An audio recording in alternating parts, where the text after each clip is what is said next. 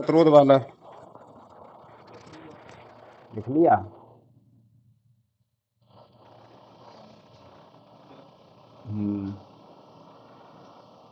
जिसकी लंबाई है एल। देखो एल वन बराबर कितनी रखेंगे, एल। ठीक, ये कौन सी लंबाई है हमारी, ठीक है। अच्छा, इसकी लंबाई, तार को खींच के क्या कर दो, लंबा कर दो। कितना कर दो, लंबा। कितना, इनके बराबर कितने कर देंगे अपन, मान लो 2L कर दिया, ठीक है। तो इसका जो पहले व्यास था, क्या था, या त्रिज्या थी, वो कितनी थी, R1 बराबर R। अब ये देखो त्रिज्या क्या हो जाएगी, बदल जाएगी, बदल जाएगी, ठीक है। R2 बराबर R/2 भी कर सकते हो। तो तुम्हारे पास दो चीजों से जो सवाल बन रहा, वैसे तो कंडीशन काफी आ जाएंगी। अंतिम लंबाई, ठीक। कंडीशन कौन कौन सी आएंगी, नंबर एक, प्रारंभिक लंबाई कुछ और थी और अंतिम लंबाई कुछ और है, ठीक है। काय में परिवर्तन बताएंगे तुम्हें वो, लंबाई में। दूसरा पॉइंट रहेगा, प्रारंभिक त्रिज्या कुछ और थी और अंतिम त्रिज्या कुछ और है, तो काय में परिवर्तन लेके आएंगे वो, त्रिज्या में। ये दो प्रकार के सवाल हो रहे हैं, एक ये हो रहा और एक ये हो रहा, ये भी 3 ही नंबर का है और ये भी 3 ही नंबर का है, ठीक। मैंने कल भी बताया कि 90% सवाल यहीं से आ जाता, 80% यहाँ से, 10% यहाँ से, 10% वहाँ से। तीसरी कंडीशन आती कि प्रारंभिक लंबाई और प्रारंभिक त्रिज्या ये दोनों दे दिए जाएंगे, ठीक है। और बाद में अंतिम लंबाई भी कुछ और होगी और अंतिम त्रिज्या भी कुछ और होगी। तो परिवर्तन काय में आया, स्किन केयर,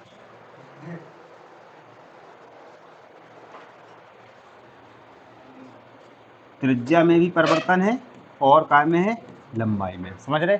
यानी कि एक डेरिवेशन हमें 3 प्रकार के सवाल करने की परमिशन देता है, समझ रहे बात को। लंबाई में परिवर्तन, त्रिज्या में परिवर्तन और लंबाई त्रिज्या दोनों में। त्रिज्या का मतलब क्षेत्रफल से ही है, त्रिज्या का मतलब व्यास से भी है, समझ रहे बात को।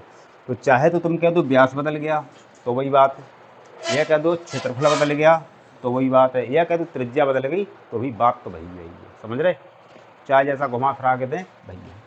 तो कुल मिला के टॉपिक यही रहेगा कि लंबाई में परिवर्तन, क्योंकि सबसे ज़्यादा सवाल आया तो बेस यहीं से आएगा। आर का नहीं मिलेगा तुम्हें और ए का नहीं मिलेगा तुम्हें, क्या का मिलेगा, एल का मिलेगा। किताब में भी एल का ही सवाल है, तो जो किताब में है वही अपन को पढ़ने भी है। किताब में आर का होता तो हम आर का पकड़ के चलते, एल का दिया तो एल को पकड़ लेंगे हम, बाकी दो को पढ़ के छोड़ देंगे, काय के लिए बहुविकल्पी में फंसा लेगा तुम्हें। तो यहाँ पे लंबाई में परिवर्तन आ गया। नया वाला कर लो इधर पे स्टार्ट। तो अब देखो, लिखो, माना कि किसी चालक तार, माना कि किसी चालक तार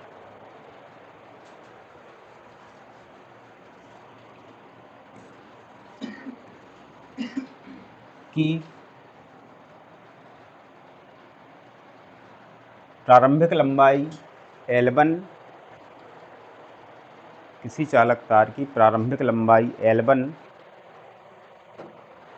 कौमा क्षेत्रफल, क्षेत्रफल कैपिटल वाले A1 और प्रतिरोध R1 है, प्रतिरोध R1 है, ठीक। ये चित्र हो गया। लंबाई कितनी है, L1, क्षेत्रफल कितना है, A1, और प्रतिरोध कितना हो गया इसका, R1, ठीक है। लाइन चेंज करके आओ। जब जब इस तार की लंबाई में परिवर्तन, जब इस तार की लंबाई में परिवर्तन परिवर्तन कैसे करोगे? अगर तुम इसे खींच के लंबा करोगे तो पतला हो जाएगा, और छोटा करोगे तो मोटा हो जाएगा, है ना। परिवर्तन किया जाता है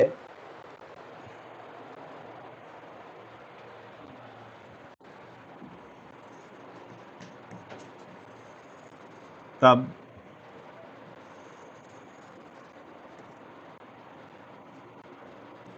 तार की लंबाई L2 कॉमा क्षेत्रफल A2 और प्रतिरोध R2 हो जाता है।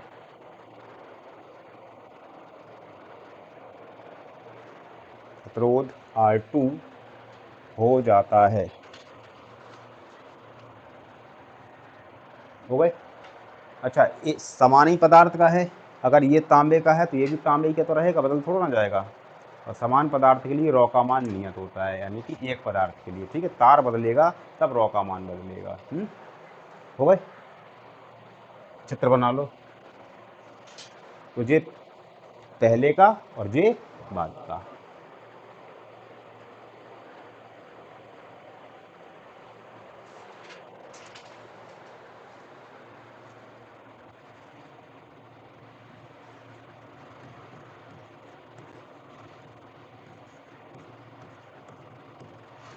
लो, सूत्र उठा लिया हमने प्रतिरोध का, R बराबर रॉ L अपॉन A, ठीक है। अच्छा, लाइन खींच ली बीच में, पहले इसके लिए और फिर इसके लिए। तो सूत्र क्या बना? R1 बराबर रॉ L1 अपॉन A1, ठीक।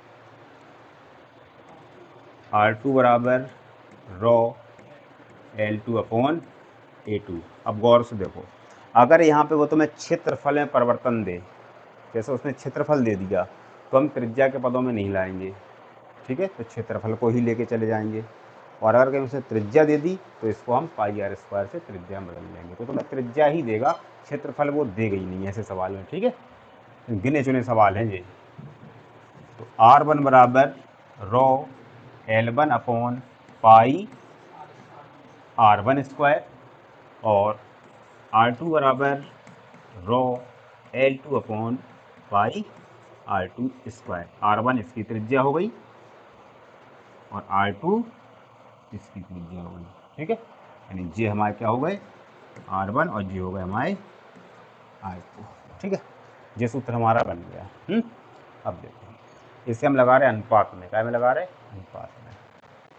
तो R1 upon R2 raw L1 upon pi R1 square और पूरे के अपॉन में raw L2 upon pi R2 square.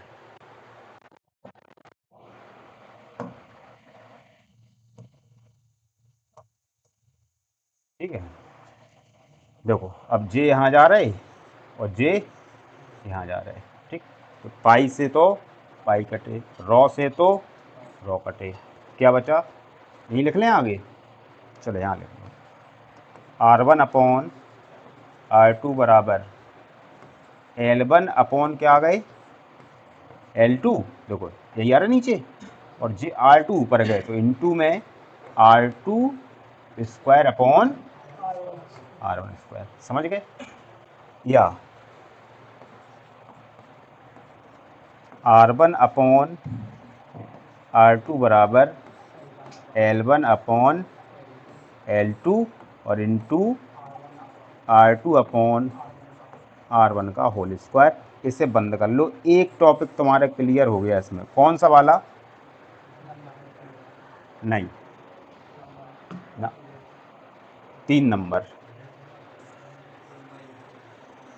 ठीक है। 3 नंबर हो गया। अगर तुम्हें लंबाई, अंतिम लंबाई, प्रारंभिक लंबाई और क्षेत्रफल दिया जाए, त्रिज्या दी जाए, तो हमारा यही सूत्र लगेगा, ठीक।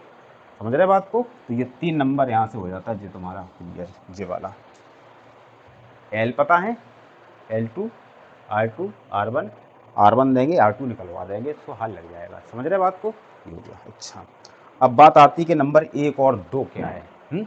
अच्छा, नंबर 1 और 2 तो इसमें लिख लेंगे यहाँ पे समीकरण नंबर 1। ध्यान रखना है, जो काय के लिए काम आएगा, लंबाई और त्रिज्या जब तुम्हें दोनों के मान मिलेंगे और प्रतिरोध पूछा जाएगा तो ये सूत्र लगेगा। 1 नंबर में हो, चाहे वो 2 नंबर में हो, चाहे वो 3 नंबर में, क्योंकि वो टॉपिक ही है। हो गए, इसे उतारो इतना पहले तुम।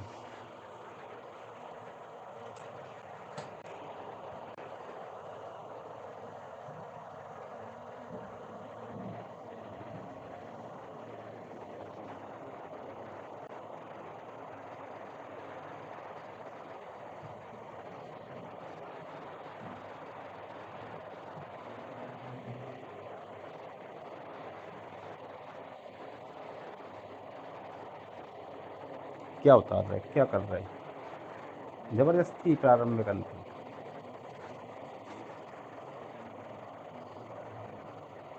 यहाँ पे लोगों स्थिति, यहाँ लोगों स्थिति, तब बनेगा वो है।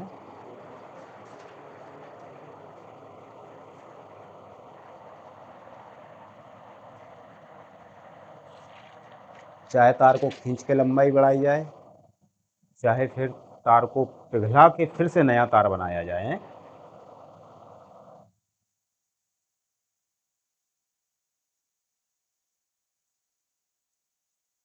जी सही है, तो पानी रखा रहता अब।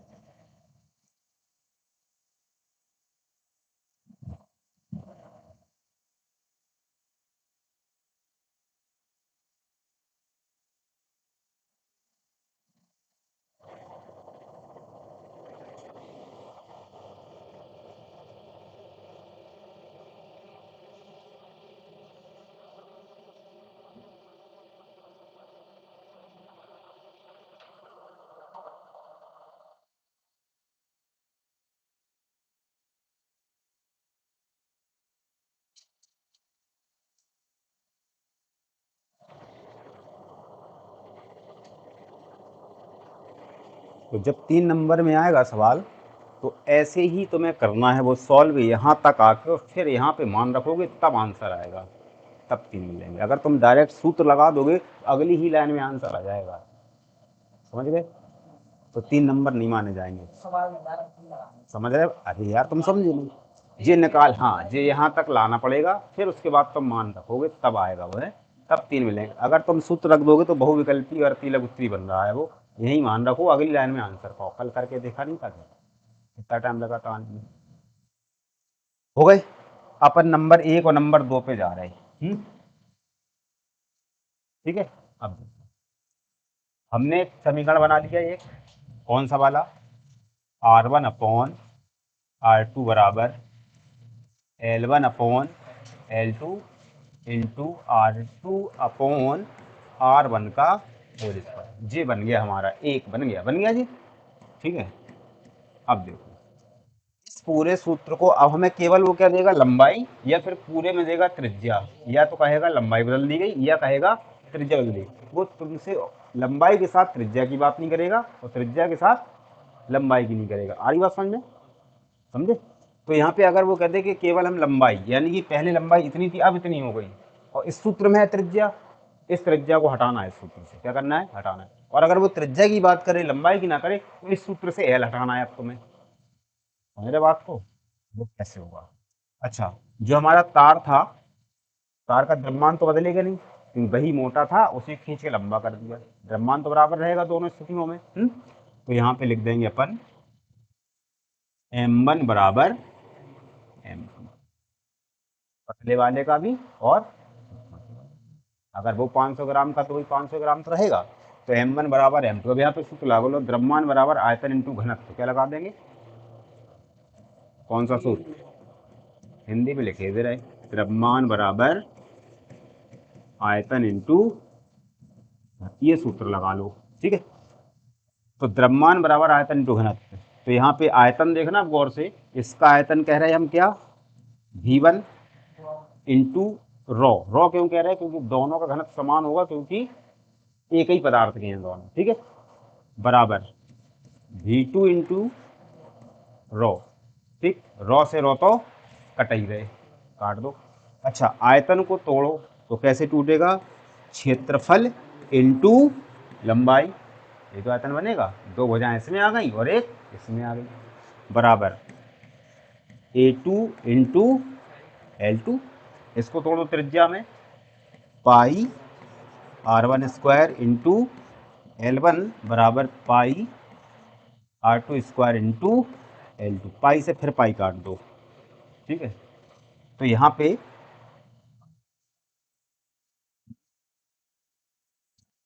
L1 अपॉन L2 बराबर R2 अपॉन R1 का होल स्क्वायर, ये बन गया, ठीक है। ये बहुत काम के बन गए, ठीक। यही है मतलब, ये 2 in 1 है। क्या है, इस सूत्र को दोनों रूपों में ले जाने का काम करेंगे जी। देख लो, शायद दिख रहा हो तुम्हें, दिख रहा। अगर अगर हमें केवल लंबाई दी जाए तो यहाँ पे इसको हटा देंगे और उसके स्थान पे इसको फंसा देंगे, समझ गए। और अगर वो केवल त्रिज्या की बात करेंगे, ठीक है, समझे, तो फिर यहाँ पे चाहे इसे हटा दो तो जे लगा दो, तो एक पद में आ जाएगा वो, और इसे हटा दो तो इसे लगा दो, ठीक। तो पहले हम लंबाई का सूत्र बना रहे हैं। तो लंबाई को बनाना तो किन्हें हटाना पड़ेगा, हमें इन्हें हटाना पड़ेगा। तो यहाँ पे लिख देंगे अपन समीकरण ऐसे 1 से। तो सूत्र आ गया हमारा R1 अपॉन R2 बराबर L1 अपॉन L2 और इंटू R2 अपॉन R1 का होल स्क्वायर हटा रहे हैं तो क्या लगाएंगे, L1 अपॉन L2। यहाँ पे और आ गई एक L1 अपॉन L2 है। तो सूत्र बन गया हमारा R1 अपॉन R2 बराबर L1 अपॉन L2 का स्क्वायर, और जे बंद हो गए, समझ गए। इसमें डालेंगे अपन नंबर सेकेंड और कहेंगे केवल लंबाई में परिवर्तन हुआ। काय में परिवर्तन किया जाएगा, लंबाई। कब केवल क्या दी जाएगी तुम्हें, लंबाई में परिवर्तन, ऐसे बोला जाएगा। त्रिज्या की बात नहीं की जाएगी, क्षेत्रफल की बात नहीं की जाएगी, केवल लंबाई की बात की जाएगी। तब ये सूत्र लगाएंगे अपन। बहुविकल्पी में आ जाए, चाहे 3 नंबर में आ जाए, चाहे जाए में आ जाए, ठीक है, हो गया इतना। अब अगर वो कहते हैं नहीं, हम लंबाई की बात ही नहीं कर रहे, हम तो त्रिज्या की बात कर रहे हैं, क्षेत्रफल बदलवा रहे हैं हम अकेला, लंबाई को बोल नहीं है। अब हम फिर इसी समीकरण को उठाएंगे। तुम्हें पूरा नहीं कर देना है, तुम्हें सवाल देख के फुटकर में करना पड़ेगा। तो उसने हमसे पूछा क्या है कि तुम ऐसे पूरे तीनों धरिया होते जाके, समझ रहे। यहाँ से चेंज होगा, इतना तो लाना ही लाना है तुम्हें। इसके बाद तुम्हें देखना है कि सवाल हमारा लंबाई के लिए है, त्रिज्या के लिए है। लंबाई के लिए है तो यहाँ तक आके रुक जाइए, ठीक है। और त्रिज्या के लिए है तो फिर यहाँ से जो उठा के इसको इतना हटा लीजिए, अब यहाँ से स्टार्ट कर दीजिए, समझ रहे बात को। तो समीकरण 1 से, तो R1 अपॉन R2 बराबर L1 अपॉन L2 हटा रहे अपन, क्या हटा रहे, L1 अपॉन L2 हटा रहे है। तो जी सिलेक्ट आता का ही नहीं है साला। L1 अपॉन L2 अगर हटा रहे तो इसके स्थान पे क्या लगाएंगे हम, R2 अपॉन R1 का होल स्क्वायर। तो यहाँ पे लिखेंगे R2 अपॉन R1 का होल स्क्वायर, और पहले से भी थे R2 अपॉन R1 का होल स्क्वायर। तो बोलो क्या बन गया सूत्र, R1 अपॉन R2 बराबर R2 अपॉन R1 की पावर 4। और ऐसे बंद करो और इसको लिखो समीकरण नंबर 3। और केवल त्रिज्या दी जाएगी परिवर्तन में, क्षेत्रफल दिया जाए चाहे व्यास दिया जाए, केवल त्रिज्या में परिवर्तन। समझ रहे हैं बात को? नहीं समझ रहे? तो सबसे पहला काम हमारा क्या है, ये सूत्र बनाना। ये सूत्र सबसे सिंपल है कि इस तार का प्रतिरोध R1 है तो R1 का सूत्र बना लिया, इस तार का प्रतिरोध R2 है तो R2 का सूत्र बना लिया, दोनों को अनुपात में लगाया, वो अपने आप ही L और R के पदों में आ गया। ठीक, लेकिन सवाल में वो या तो केवल L लेंगे या तो केवल R देंगे, L ही देंगे और R भी नहीं देंगे। तो फिर आगे बढ़ जाते हैं, समीकरण 1 मान के बंद नहीं करना है, फिर हमें फिर आगे जाना है फिर तो, और आगे जाओगे तो क्या लगा दोगे, घनत्व और वही द्रव्यमान का सूत्र, और यहाँ से आओगे और जे बना लोगे, और जे बना के फिर इसको आप यहाँ से L1 L2 हटा सकते हो, हटाना है ज़रूरत के हिसाब से, जो तुम्हें लगे कि जे हटाना है तो वही उठा के फेंक दोगे। समझ बात को? तो ऐसे करके मैं कितने सूत्र तैयार होंगे, 3। तो वहीं पे आ गए, जे आ गए, देखो जे। इसके लिए सूत्र क्या बनेगा हमारा, R1 अपॉन R2 बराबर L1 अपॉन L2 का होल स्क्वायर पहली स्थिति में, और दूसरी में बनेगा हमारा R1 अपॉन R2 बराबर R2 अपॉन R1 की पावर 4।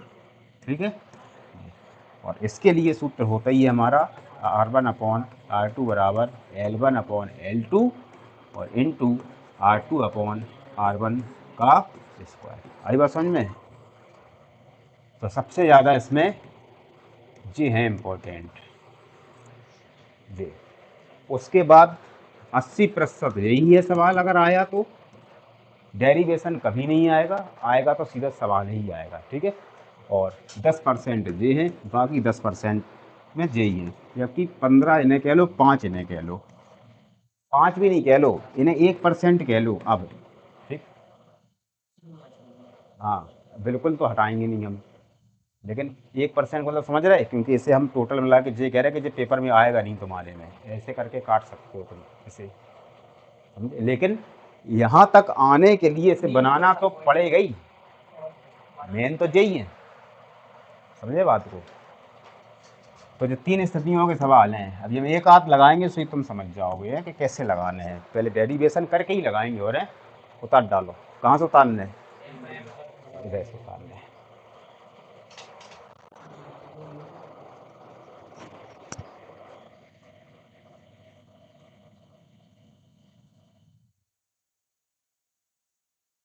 सफाई करते जा रहे कि फिर भी ये है कि काल्पनिक है,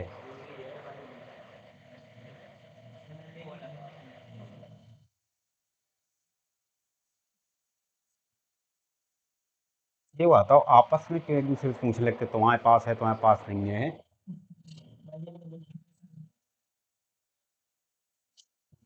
है नहीं है तो कल लेने देना तुम्हें।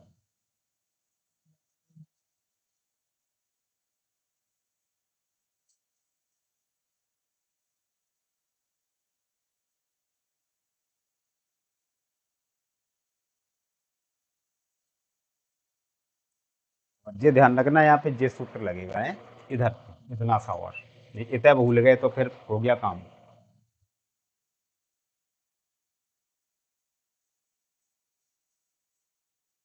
नहीं है, टेक्निकल है हाँ ये।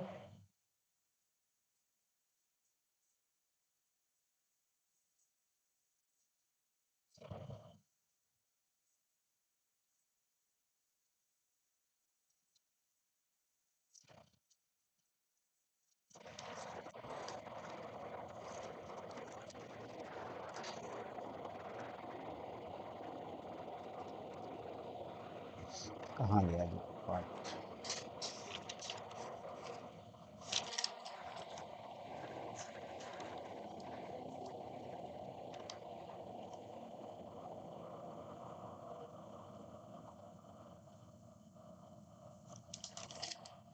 बेटा बिल्कुल नई किताब नहीं है।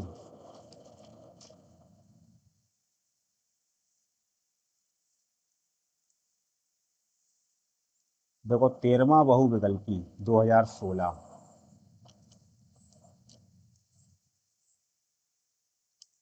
दिख रहा तुम्हें?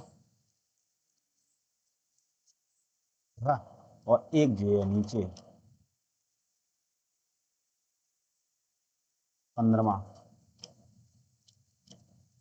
पहले हम बहुविकल्पी करेंगे कि एक नंबर ऐसे पाओगे तुम।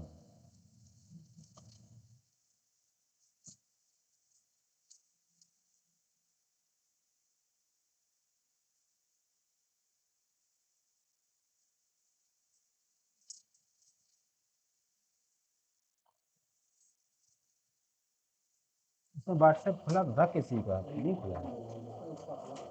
अनुष्का खुला?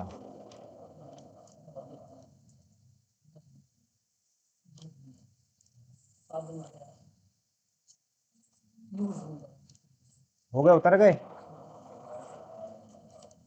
देखो सवाल लिखो, एग्जाम्पल लिख लो, नंबर 1 लगा लो। बहुविकल्पीय 13वें नंबर का और 2016 का हो सकता है कि किसी और किताब में बदल के हो है। 50 ओम प्रतिरोध के धात्विक तार को खींचकर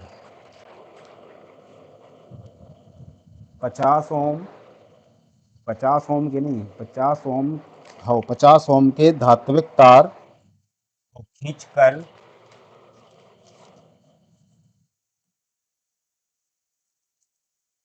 उसकी लंबाई 2 गुनी कर देते हैं।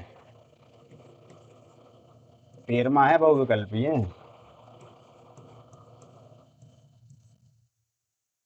50 ओम के धात्विक तार को खींचकर उसकी लंबाई 2 गुनी कर देते हैं।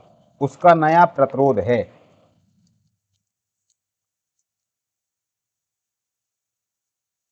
तार को खींचकर लंबाई 2 गुनी कर देते हैं। तार का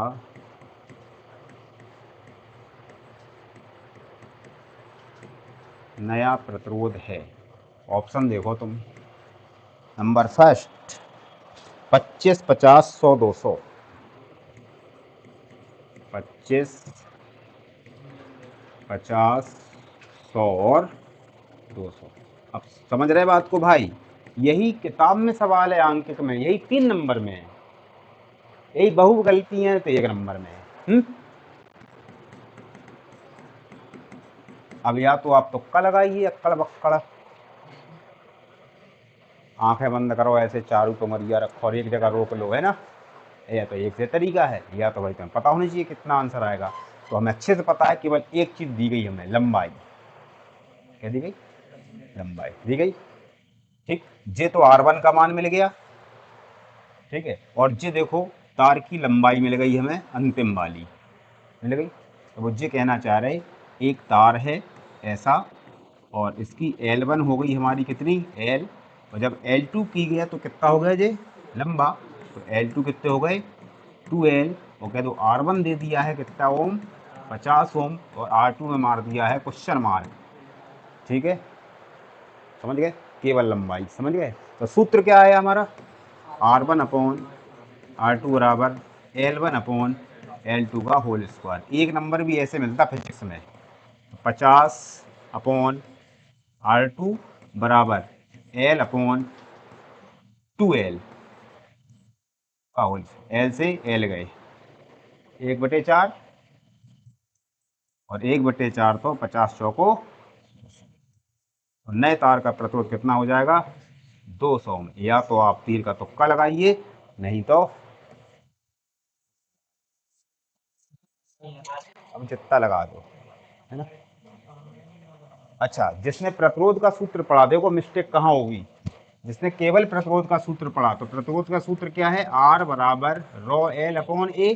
अब यहां से तुम सूत्र बनाते अगर, तो R अनुक्रमानुपाती कहते L कहते, और फिर तुम कहते इससे R1 अपॉन R2 बराबर L1 अपॉन L2, फिर तुम कहते 50 अपॉन R2 बराबर L अपॉन 2L। तुम्हें लगता बिल्कुल सही जा रहे हैं हम, लगता L से हम L काटते और R2 का आंसर आता हाल के हाल 100 ओम, और तुरंत के तुरंत वहां से हो जाता कट गलत, क्योंकि सूत्र सही है, तरीका भी सही है, लेकिन बात यही है कि जब हम लंबाई करते हैं तो त्रिज्या भी बदल जाती है, समझ रहे?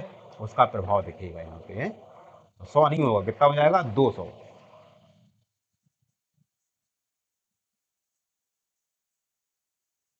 जेरी उतार लियो भाई है, नहीं बाद में कैसा टेंशन न लगवा दो तुझे तो। आओ।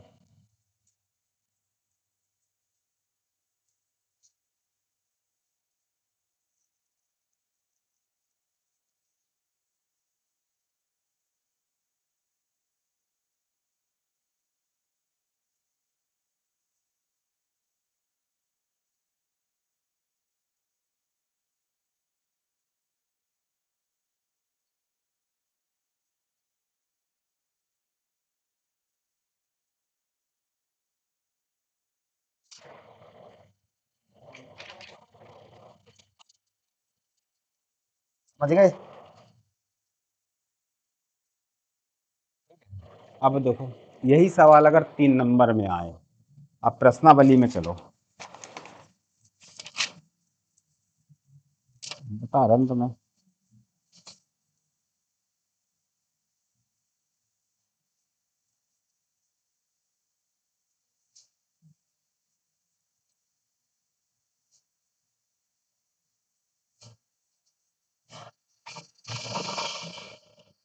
22 23 दो सवाल हैं यहाँ पे, कितने हैं? तो पहले 22 पे आओ, ठीक है। किसी किताब में अलग नंबर पे लगा होगा, वो अलग बात है। 22 नंबर का सवाल है, लिख लो। 5 ओम के मोटे तार को, 22वां सवाल।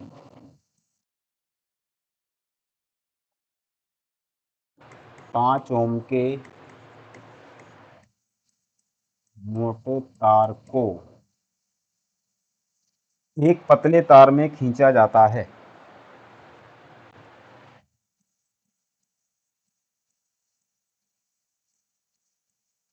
एक पतले तार में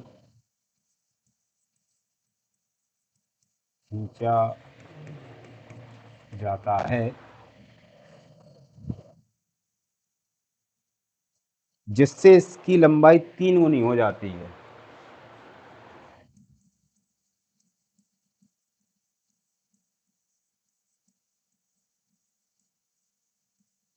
जिससे इसकी लंबाई 3 गुनी हो जाती है। इसका नया प्रतिरोध ज्ञात कीजिए।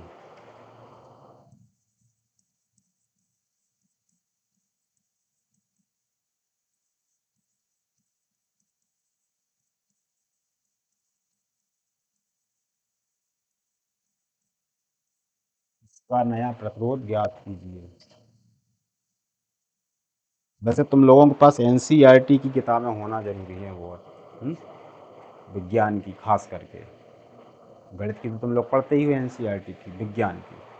क्योंकि एनसीईआरटी किताबों में ऐसा होता है कि इन किताबों में नहीं होता है। ये तो है ही खैर अच्छी वाली, और जो रहती हैं जैसे, हाँ, संजय शर्मा, संजय सिंह, है ना, ऐसी वाली किताबें रहती हैं, जो वो वाली किताबें, उसमें ऐसी चीज़ मिल जाएंगी कि, तो हो सकता तो अब सामने वाले मास्सावई को पता ना हो और तुम पूछ दो, तो रियल बता रहे हैं तुम्हें। तुमने बहुत एक नाम सुना होगा ऊर्ध्वपातन का, कक्षा 9 से सुनते आ रहे होगे। सुना है? सबने सुना होगा। सुना है।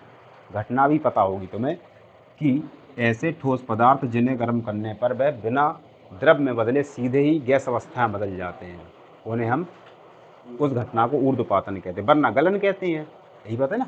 जैसे हमारा एक ठोस है, ठीक, ठोस मतलब लोहा, ठीक, इसे हम गर्म कर दें तो ये क्या में बदलेगा? द्रव में बदलेगा। उसके बाद ये क्या में बदलेगा? वाष्प में। ठीक है। तो ये हमारा क्या होगा? ठोस से कायम बदला द्रव, और इसको हम क्या कहते थे? गलन। ठीक, ये गलन है ये, और इसका मान है हो गया गलनांक 1535 डिग्री सेल्सियस। ठीक, अच्छा, ये गलन है। लेकिन कुछ ठोस पदार्थ ऐसे होते हैं जिन्हें अगर हम गर्म करेंगे तो वो द्रव अवस्था में ना बदल के डायरेक्टली कौन सी अवस्था में चले जाते हैं? वाष्प में। यहाँ से चले जाएंगे, यहाँ बीच वाला स्टेप गायब हो गया। इसे ही क्यों, इसी को ही कहते हैं, कौन सी घटना? ऊर्ध्वपातन है। ऐसे चित्र बना होगा, ऐसे वाला, ऐसे इधर आग जल रही होगी और यहाँ पे एक बीकर ऐसे रखा होगा, यहाँ पे कपूर और नौसादर रख दिया होगा, यहाँ पे रुई से बंद कर दिया होगा, है ना, ऐसे उड़ के यहाँ दीवारों में चिपक दिया, ऐसे चित्र ही बना रहता है इसमें। अमोनियम क्लोराइड और नौ कपूर का 2 का उदाहरण भी आता है इसमें। ठीक, ये है, सबने पढ़ा, ये पढ़ा है सबने। अच्छा, क्योंकि ये इन किताबों में, प्राइवेट किताबों में, इन किताबों में, इसलिए तुमने पढ़ लिया और उनने भी पढ़ा। अब बात आती है, अब हमें ये बता दो कि अब जैसे कोई वाष्प है, गौर से देखना, कोई वाष्प है, जैसे पानी उबलता है तो ऊपर वाष्प निकलती, अपन ऐसे हाथ लगा देते तो पानी बदल जाता कि नहीं बदल जाता। तो वाष्प काय में आएगी, द्रव में, और फिर उसी पानी को फ्रिज में रख दो तो काय में आ जाएगा, वो ठोस में। देखो उल्टा क्रम हो गया कि नहीं हो गया, ठोस से द्रव और द्रव से गैस, लेकिन पदार्थ चला गया ठोस से वाष्प में, तो कहलाया ऊर्ध्वपातन कहलाया। अब वो कह रहे वाष्प से द्रव में ना जाओ, कह रहे वो क्रिया बता दो, उस घटना का नाम बता दो जो वाष्प से सीधे ठोस में आ जाते हैं और द्रव वाला पोर्शन फिर गायब है। किसी ने नहीं पढ़ा होगा, वरना तो विज्ञान के माँ सब बता सकते हो, तुम्हें नहीं, तुम चाहे जैसे पूछ लेना। समझ रहे बात को, क्योंकि वो किताब ही में नहीं है। मत सब किताब वाले हैं, मत सब एक किताब वाले हैं, है ना, क्योंकि उनके माँ सब भी किताब वाले ही थे। तो अब इधर फंस गए, 4 ऑप्शन दे दे कोई, गारंटी दे रहे कि अक्कड़ बक्कड़ से तो सही हो सकता है, अन्यथा हमारा सही नहीं हो, क्योंकि हमें पता ही नहीं है, दूर दूर तक पता नहीं है, और ना सोचा होगा किसी ने कि हम जो ढूंढे। हमें क्या पड़ी बताओ, हम तो भारतीय आदमी है, हमारा तो, हमें तो शुरुआत ही से मिला ये सब ऐसा। तो ये कहलाता है निक्षेपण। क्या कहता है, इसे कहते हैं ऊर्ध्वपातन। जब ठोस द्रव में बदले बिना गैस में बदल जाए वो कहलाता है ऊर्ध्वपातन, और जब कोई वाष्प द्रव में बदले बिना ठोस में बदल जाए उससे कहते हैं निक्षेपण। उदाहरण दे रहे हैं हम तुम्हें, दे दें, उदाहरण नहीं ला पाओगे तुम, क्रिया बता देंगे तो उदाहरण नहीं मिलेगा तुम्हें, है। धुआं सीधा ठोस में आता, तवा में चिपक जाता, छूटता नहीं है, खरोंचे खरोंचे उड़ के चिपकता और सीधा। साइलेंसर में चिपक जाता तो खरोंच के निकालना पड़ता, नहीं होता साइलेंसर कभी। समझ रहे बात को, धुआं। और दूसरा एक और, पाला। अब आधे लोग कहेंगे रुई, पाला क्या होता है,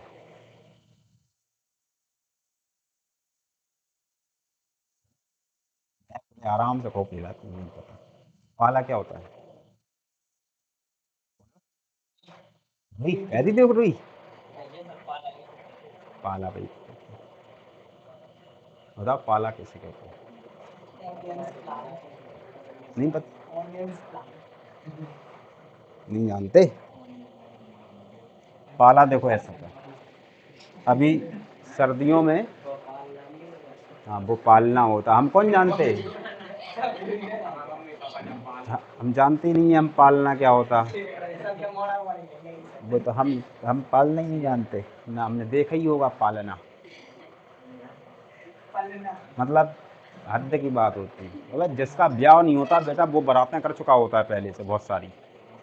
हाँ सर, तो जैसे ये खेत रहता, सर्दियों की बात कर रहे हैं हम, तुमने देखा होगा गेहूं के खेत रहते सर्दियों में, किसान रात को पानी लगाने जाते, क्योंकि दिन में का होता, लाइट नहीं आती, दिन में उड़ जाता जल्दी, दिन में नल नहीं आती, चाहे उनके खेत में बोरिंग ही हो, है ना, चाहे नहर परमानेंट चल रही हो 24 घंटा, फिर भी नल नहीं आ रहे, इतना पानी उड़ जाता। अपने घर में क्यों भर के रखते पानी, रात ही भर लिया कोई, दिन में उड़ जाए पता चले। देख रहे जरा कितने अजीब अजीब सी बातें करते हैं।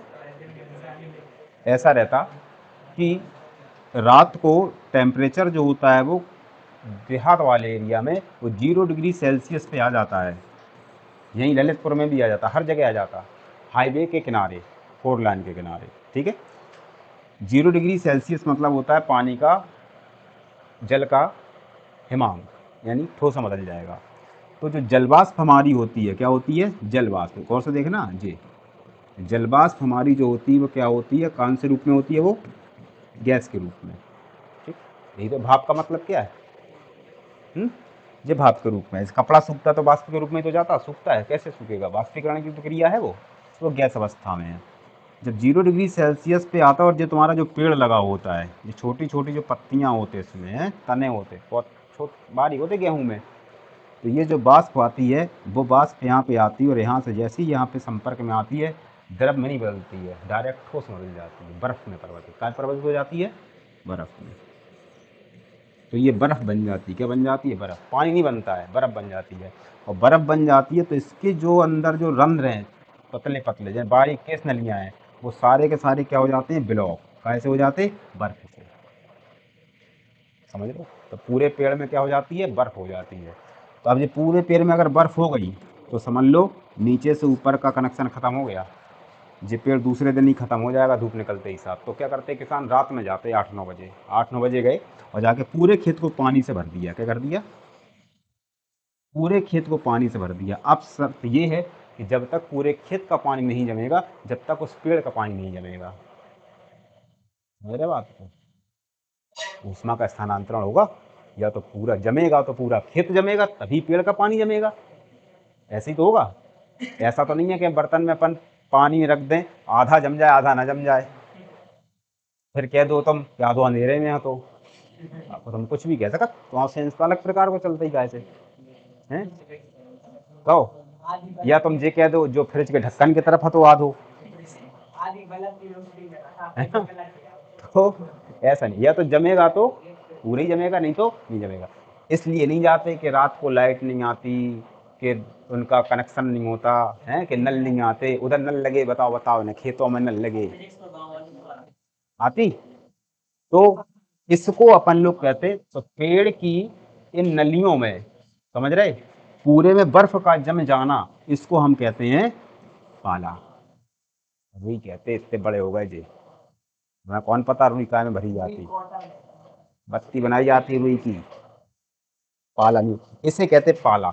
ये है काय का उदाहरण, निक्षेपण का, काय का, इसका उदाहरण। फसलों को पाला लग जाना, पूरी फसल खराब हो जाएगी, क्या हो जाएगी। वृद्धा का हॉस्टल है, नल में पानी जम जाता, हम लोग पेन लेके जाते थे सवेरे, बाकी छिद्दा पेन से कुचते, तब वो बर्फ़ निकलती, तब पानी निकलता था। वजह क्या है, खेतों के बीच में है वो, और रात को टेम्परेचर 0 आता था और पानी नलों में जम जाता, तो ये स्थिति होती है। अब ऊर्ध्वपातन समझ गए, नहीं समझ गए, कुछ समझे नहीं समझे, पाला समझ गए तो ठीक है। चलो अब देखो, अब जे हमारे पास सवाल लिखा, जे आंकिक है और ये प्रश्नावली का सवाल है, और ये जाहिर सी बात है कि 3 नंबर का सवाल है, क्योंकि लाइन 4 में लिखा है। ठीक है, अब इस सवाल को हम ऐसे कर सकते, कैसे, वैसे ही, केवल क्या मिली हमें, लंबाई, और क्या मिला, प्रतिरोध। तो हमने डायरेक्ट सूत्र उठाया, R1/R2 बराबर L1/L2 का होल स्क्वायर। ठीक है, तो R1 कितने हैं, 5/R2 हमें क्या करना है, ज्ञात। L1 कितने रखेंगे हम, L, और जो कितने रखेंगे हम, 3L, और का स्क्वायर, L से L चले गए तो 3×3 = 9 और 9×5 45वां आंसर आ गया, आ गया। अब तुम कह दो हमें 3 नंबर दे दो, कहेगा निकल लो, ठीक है, वो नहीं देगा। अब तरीका क्या है, तरीका वही है कि इधर से लगाओ बैक गियर। ठीक है, अब तुम इधर से स्टार्ट करोगे, यही चित्र बनाओगे और यहाँ लिखोगे L2 बराबर कितने, 3L, समझ गए। और यहाँ पे लिखोगे R1 बराबर कितने ओम, 5 ओम, और इधर पे R2 बराबर क्या लगाओगे, क्वेश्चन मार्क। 3 नंबर की कहानी है जी। ठीक, ऐसा लिखोगे। अब यहाँ पे ऐसे आओगे पूरा बनाते हुए, यहाँ पे भी आ गए पूरा करते हुए। ठीक है, ये नहीं लिख दिए होते हैं, फिर आगे आ जाओ, इधर पे, इधर पे आए, इधर पे आए, इधर तक आए, और इधर पे आके रुक गए, रुक गए। ये तुम्हारे 2 नंबर पक्के हो गए। अब 1 नंबर यहाँ है कि R1 का मान 5 और R2 हमें ज्ञात करने थे, L1 थे L, और L कितने थे जी, 3L का स्क्वायर, और L से L काटो तो 5/R2 बराबर 1/9, R2 बराबर कितने, 45। सोचो जरा तो, सवाल इतना सा है, करके इतना आने, 2 नंबर यहाँ से पाओगे और 1 नंबर यहाँ से पाओगे, तब 3 नंबर का बनेगा। समझे? बहुविकल्पी में आता है तो डायरेक्ट यहीं से खेलने हैं, और अगर कहीं आंकिक से आप आ गया, पोर्शन में आ गया 3 नंबर में, तो फिर पूरा का पूरा तुम्हें यहीं से करना है। समझ गए बात को? 2 में आएगा ही नहीं वो, विकल्प में डायरेक्ट आएगा। ठीक है, 2 नंबर में आएगा तो लिखने वाला आएगा भाषा वाला, फिर बना के लिखना पड़ेगा तुम्हें। विकल्प नहीं आती लघु उत्तरी, 2 नंबर के आने लगे, अब 1 के नहीं आते, अब बदल गया आप पैटर्न। समझ गए? और अगर यहीं पे वही बात आ गई कि अगर वो कह दे तुमसे कि पहले इतना क्षेत्रफल था, बाद में इतना क्षेत्रफल हो गया, तो प्रतिरोध कितना हो जाएगा, तो हम फिर वही त्रिज्या वाला सूत्र उठाएंगे। कौन सा वाला? R1 अपॉन R2 बराबर R2 अपॉन R1 की पावर 4, फिर इससे लगेगा। और 3 नंबर में आता है फिर वही कहानी, यहाँ पहले सूत्र बनाइए, फिर जाके मान रखिए, तब आके आंसर। तो बस केवल इधर पे ही है तुम्हारा, तो बस ये चित्र बना लो, ये वाला, और 2 सूत्र बना डालो, एक इस स्थिति का और एक इस स्थिति का। सही सवाल हो जाएंगे। हो जाएगा कि नहीं हो जाएगा? कल लोग बंद।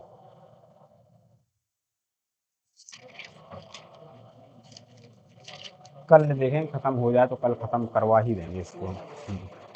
ठीक है, फिर सवाल लगाएंगे अपन।